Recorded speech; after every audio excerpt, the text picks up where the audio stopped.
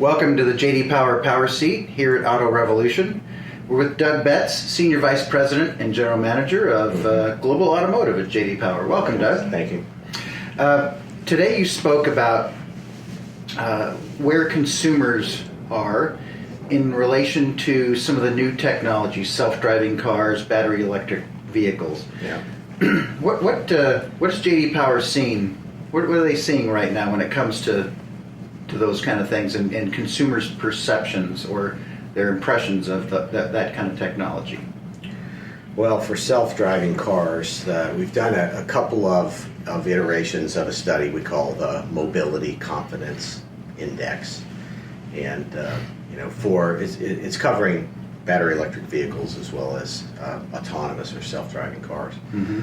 And so if I start out by talking about self-driving cars, really what we're seeing is consumers don't have a lot of interest in the technology, and they can come up with a lot of things that they're either worried about from a safety standpoint, all the way to societal impacts of that it's going to displace a lot of jobs, and they don't really buy into to them the benefits are not clear versus those risks. So there is at this moment a fundamental lack of market pull for that technology. So it's almost if you build it, they won't come right now. Right now. And Yeah. so what is the onus on the manufacturers? Is it on regulators? Who's the onus on to raise the education level of consumers? Well, that's an interesting question because, the first question you should ask is, okay, well, why again are we doing this? You can come up with great ideas, but if nobody wants to participate, then, you're kind of playing the game by yourself. So I think, there are a lot of hypothetical benefits to society if this is done well.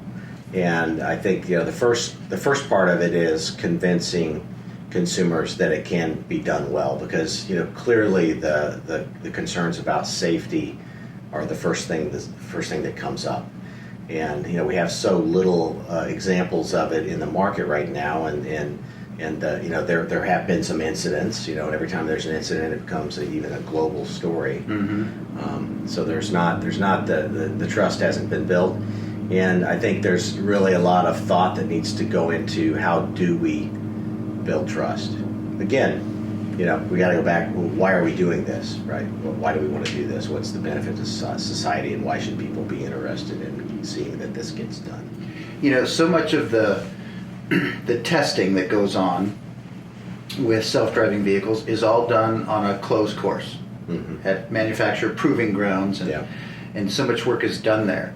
Do you think that an experience like that is going to be the most effective way to introduce these kinds of technologies to consumers, like whether it's a temporary closed course, come on and ride in one of these kind of vehicles? Yeah, that's certainly an option. Of course, there's a lot of people in the country, and so that would be a bit of an onerous task. You do see some groups that are offering self-driving taxis or shuttle services and things like that, and exposing people to it through that means. All of those also include a human driver that's a professional that's there to take over, and their job is to monitor the vehicle. So it's not a risk to do it that way. But those are very limited. The number of people who've had a chance to have that experience is really nothing so far. So, another potential pathway, and something that is happening, is the self-driving technology, or the capabilities of a vehicle are broken into levels 1 through 5, where 5 is like fully, it can do everything by itself. So level 1 and 2 technology is available in the market now, and fairly common. So for those people who are buying new cars that have a decent level of equipment, certainly not the majority of Americans, but for those who are buying those kinds of cars, they are exposed to a little bit of the technology. To the extent that it works well, they can have some sort of a positive experience and begin to gain some trust in the technology. I would add, though, that from my own personal experience trying different brands of execution of this technology, some of them really don't work well. So that's not helping the cause, right? If you bought a certain car, and it has adaptive cruise control, and it It's not as frequently intuitive as you doesn't might work expect, well, yeah. then you're going to stop using it. And there are plenty of cases of that. And you're going to say, it doesn't work. In fact, it scared me, and and you're going to be one of those in our next survey that says, yeah, I'm not in favor of this. So manufacturers they've got a lot of work to do, not just with the technology, but with educating consumers, don't they? Yeah. And again, if you're a manufacturer, you might step back and say, hey, why is it my job to educate consumers? I'm only doing this because I think consumers want it. And if they don't want it, who am I to try to jump up and convince them that they want it? Because I'm not even sure there's a huge profit in it for me to make this car.